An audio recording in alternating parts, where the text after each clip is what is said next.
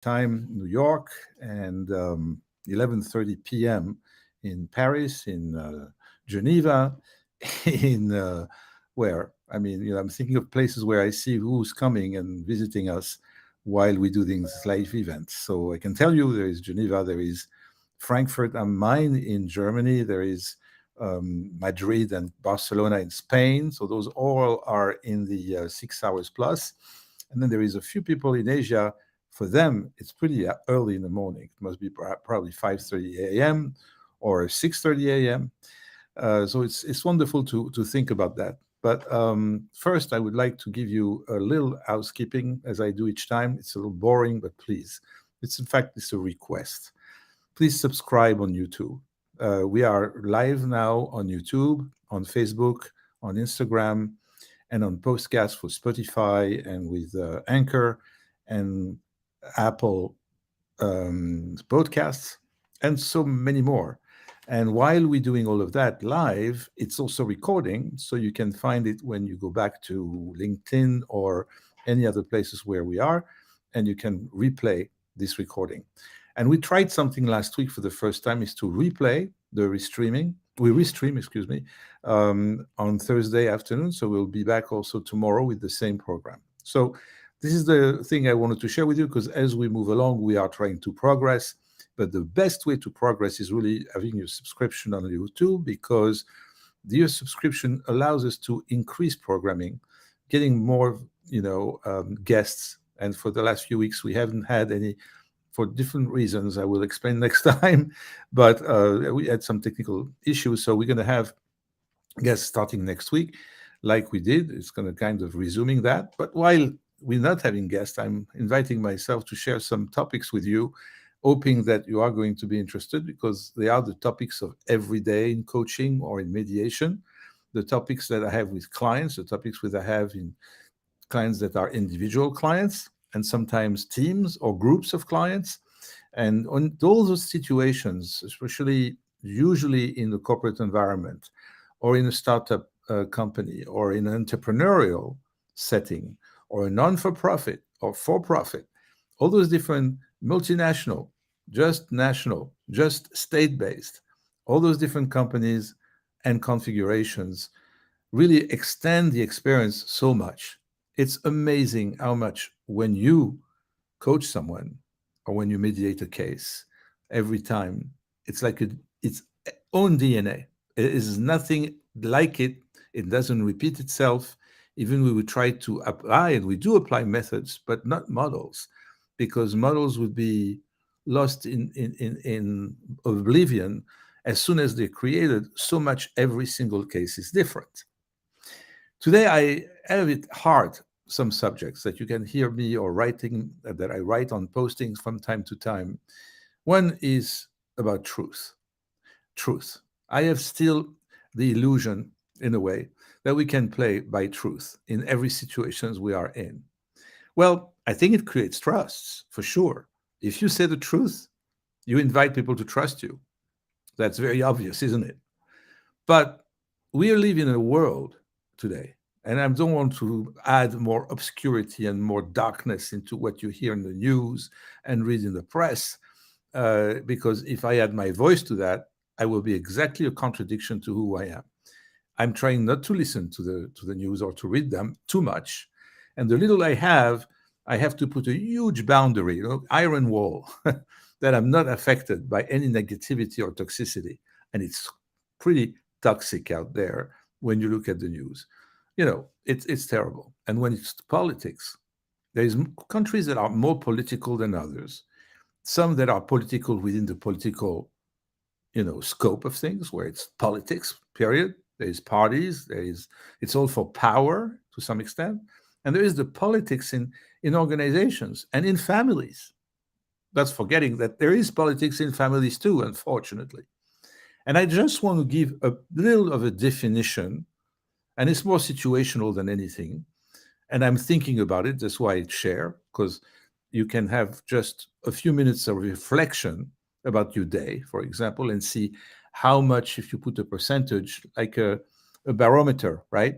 You would measure how political that day was in your life, in your relationships, in everything that you're doing.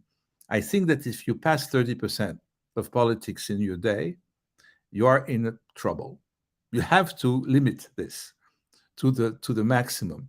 Well, the reasonable way of thinking about politics in an organization is that you can't leave without it. I agree.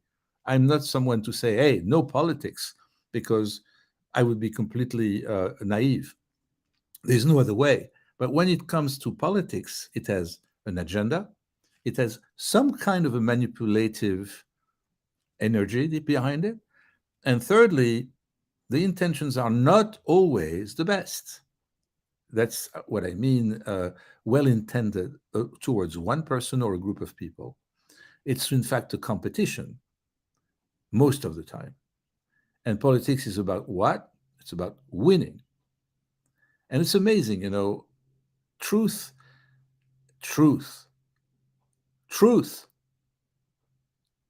is a value that is kind of not enough appreciated, because we start losing connection to the core of what is true. Do you believe that? I do believe it. I'm convinced about it because I live it every day. How much people suffer from this?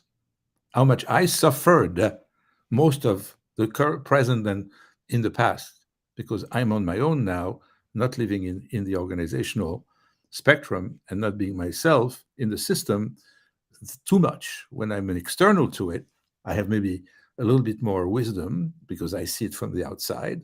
That's the advantage of being external. But when you share the dynamics, when you listen carefully to people's concerns, worries, pressures, tensions, it's amazing how much the root cause of most of the pressure and the uncertainty can come from politics, from things that are not sincere, not true, not authentic. It's just because it's intentionally done that way. There's an agenda behind it. I think I defined it a little bit. I don't think I defined it all, but there's definitely some definition in what I said. So I pause for a second, tell you that there's a chat here. Please share any opinions, any point of view, any questions you want to ask. Use the chat. I can't answer the chat, first of all, because I have nobody else than me to do this. But secondly, it's limited with different platforms. I can't use chat, some other platforms I cannot. So the decision has been made that rather than getting distracted only by seeing that you have messages there, then I will look at them and probably in the same moment try to address any questions, any concerns that you have. So you like examples, I like examples. You like stories, I love stories. And I want to just illustrate a little bit what happens. Let's say that, you have, first of all, at a high level, something called, different things that we have to manipulate. So there's a tale of the manipulative manager. I can tell you a tale. Once upon a time, there was a manager who could constantly exaggerate the success of their team's projects. Does it ring a bell to you? They would embellish the results, painting pictures of unstoppable success. However, as time went on, their team members started noticing discrepancies and inconsistencies in the reported achievements.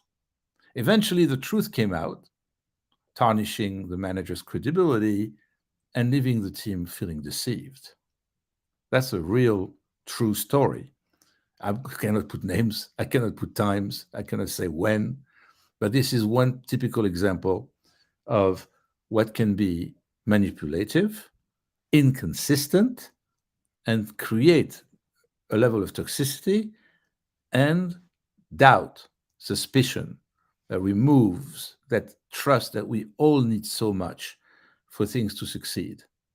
A team, especially, a leader who wants to have impact and influence, making that mistake, thinking that people are not going to notice, that maybe from one story that he's saying, the next time he tells the story, or much, much later, someone asks him a question, and there is something that will be contradictory or very inconsistent. and that person will forget that they said that. Today, it's in fact even worse. People take always a video on a smartphone. This is amazing how hopefully this could be discouraging people from lying, because even in politics we see it. One day, years ago, someone said something, committed to something, and then years later they say something else, even contradictory, and we say, hold on. And then there is a journalist or an opponent politically who's going to show that video and say, look what we said 5 years ago and what you say now. It's totally basic what I'm saying, but I had a boss myself who constantly lied. It was funny. I was in sales. I was very key into the team because I was bringing the business, and I know that my boss wanted to always satisfy me in sense of giving me the resources I needed, help me, recruit, help me support me in any politics he had to make. I didn't have to do it. He did it for me. But very often I could see and notice that he would lie a lot. And when goes by, I would realize that, yeah, he contradicts himself so much that it was funny. He was a nice man. He was a funny person. So there was some kind of a DNA by him that gave him some pardon, some excuse that he could do this by nature. That was his character. He did it to charm. He did it to make people feel better. All of that.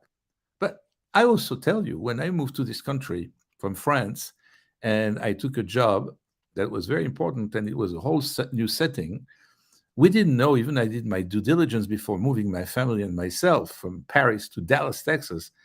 I didn't know the company was not doing well for many multiple reasons, junk bonds and what they do in the financial world. And someone wanted to buy the company against someone else.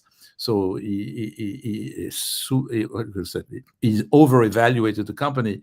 So it was purchased at a very higher price. So the reality of the balance sheet later made everybody realize that, from the operation of the company, from the future of the company and the forecast, everything was contradictory, was making the company, in fact, look pretty bad. And soon after I moved, but that's maybe 4 or 5 months later, the company filed Chapter 11. It was later restructured, reorganized, and a couple of investors came in. But why this whole thing happened, I observed some people who moved like me from overseas, who bought homes, built a home. They committed with all the things they've been told by the hiring manager or to be attracted to this new deal, and they were all already ready to settle. So as I was new to this country, new to the culture, I was much more cautious, and I didn't take all those steps. I wanted to see where I was and see if I really is going to work. But there was a lot of lies, a lot of, again, manipulations to attract people to come to this new venture. And because of all of that, those people made their own decisions based on what they heard and based on what they were told. That's an incredible story. So you'll say, oh, people are stupid, they trust people too fast. Okay, whatever the reason is, I can multiply by 5 or by 6 stories of that kind. And people who are very smart, but when they trust that their career path is very clearly defined, go to that next step in their career. Why having any doubt? They trust themselves, they trust the people they're going to work with, and some other major situations are neglected, and they don't know in the decision that they make that they're in fact making a huge mistake. But it's very influenced by misleading information and by people who have an agenda here to hire people and attract them to join a team, and then later on realize that they cannot be kept and everybody has to go. It was, for me, spectacular because very like a caricature, very exaggerated compared to all my standards I came with from Europe. So that's another story I share. Then there is other thing that I also notice very often: fictitious financial forecast. That's an incredible thing, right? We do this a lot to get a budget. We do this a lot for political reason, again, to justify resources that I need, and I'm going to make a forecast a little bit pushed so that I get what I need. All of those things. It could be also amazingly at a very much higher level, transferring some profit from one country to another or from one profit center to another to make it look like this one does well when this number does not match what this activity is about. And you'll tell me, but those companies have audit, and then they find out. You're right, but you can still make a lot of fictitious stories around numbers. You can move numbers, you can change numbers amazingly. And so I remember that in a large corporation, there was a high-ranking executive. He was under huge pressure to present a positive financial outlook to shareholders. Imagine that. And they manipulated the numbers. They artificially inflated revenue projections and downplayed potential risks. And as quarterly reports rolled in, it became obvious that the reality did not align with the optimistic forecast. So the truth was unveiled and causing a loss of trust and credibility about this particular executive. So I'm sure that, again, some people who listen to my story can relate to it or had a similar situation. And then I will share a last one. We have only 10 minutes left. And it's about a charismatic person. I remember he would regularly deliver inspiring speeches. He would be a good speaker. He would motivate teams with tales of success and greatness, and would invite people to think over different stories and examples he would give that he would in fact make up to many of them. But behind closed doors, that same leader was very inconsistent in his behavior. He would make promises that he couldn't keep. He would fail providing necessary support to help the team achieve their goals. He would promise resources, again, would not deliver. Over time, the team members would began to notice the discrepancy between what the leader's words were and what the actions were, and the truth about their lack of genuine support and lack of authenticity, that was revealed as well. So what do I say here through those stories? I say that if you lie, you'll be inconsistent. If you consistently build a pattern of making up stories or manipulating people, it will be noticed and it will go against you. It will pay back. There's no question about it. So what is the advice? I don't have an advice. I have just a request. Is to experiment playing your authenticity 100%. That doesn't mean that you have to not to work on how you shape your communication, how you formulate things to people. And it's like a very poor picture that you could put a frame around and make it look better. That's not lying. It's to just make sure that the message is conveyed properly. And the more you think about the message, the more you think before you speak, the more you're intentional about saying the truth and being seen as a brand, for your personal brand, as an authentic, genuine leader at any level of leadership, even your household, head of households. You would be a father, you'll be, a godfather, if you take this example. I just think that if you look at the dynamics, because dynamics it's everything. Do you feel people? Do you feel the circumstances? So in times when things are easy, when things rolls and the economy is good, or you make good numbers, you make your quarterly numbers and all of that, it's much easier to be the way I describe it. You're much more genuine, much more authentic. But what about when we are in a crisis? When we have a conflict to resolve between two parties, when there is a difficult conversation to have with someone, someone that I don't necessarily like so much, that I have to meet one on one and have an influence on this person. How do I prepare myself to be in that room with that person and be authentic? How do I, in fact, reflect on myself and take one aspect of myself that is a positive one, a very positive aspect of myself that I know is positive, that I know works out very well with people around me, my close circles. Why don't I use one of that element to have an influence on this person that I know I don't get along with? But we have to have this meeting. There is an agenda for this meeting.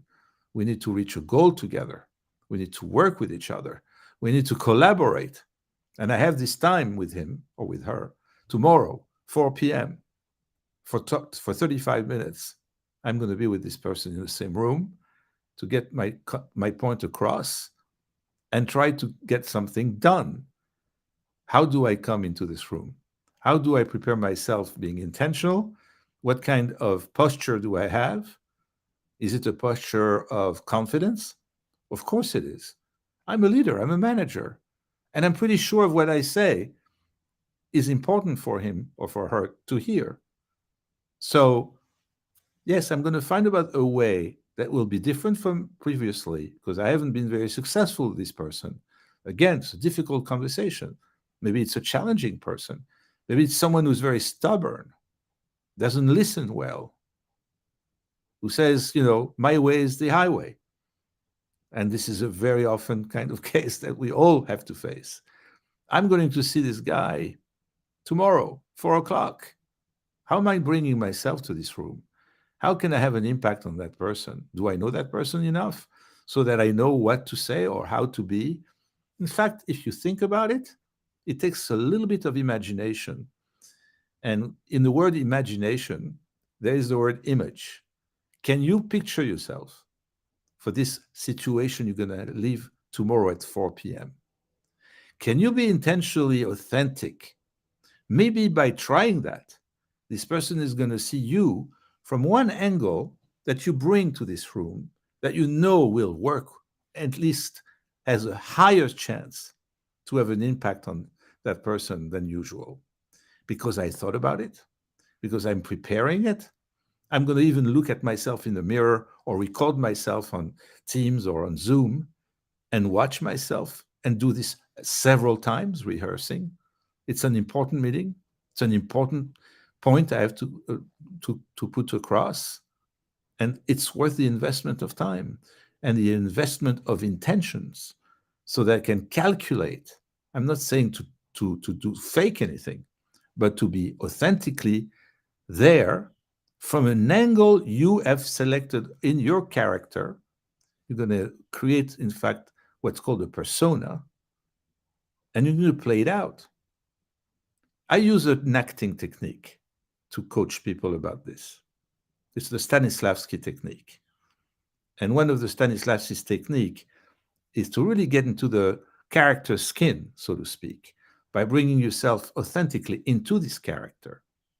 Believe me, a good actor is an authentic person that doesn't focus on the text, on the content, but focuses on the presence, on the audience. How do I convey this character in what my capacity to play it? What do I bring in Richard III from the Shakespeare play? What do I bring in the Godfather when I'm Al Pacino, and I'm bringing this person there at the table? I always use this dinner table because I am imagining that, yes, there will be a scene of a dinner with the family. The Godfather will have to go there in front of the camera and play the Godfather with these people around the table. What does he have to convey this character? Fear. People are playing life and death over there. The Godfather is a powerful, nasty person and very dangerous. I bring all of that in the room. And I bring a huge charisma in the room. My persona is incredibly powerful. That's why I'm going to make a voice that's going to, in fact, be recognized for being someone who has authority. And really, Al Pacino or any other actors that played that role of The Godfather knows how to do this. And I'm just saying, anybody is capable of doing this. In the coaching, I'll play that out with one core mindset, and it's the truth. It's to bring authenticity to the situation. Yes. And by doing that, it's so convincing. My priority, even with someone who I know is not getting along with me, doesn't like me, I can still create a little bit of trust, enough for that conversation to have the relevance and the outcome I want. Doesn't mean that I'm going to be always successful, but as I said, you maximize your chance to be successful. So, any example I gave you today, little stories, what did we speak about? What are the takeaways?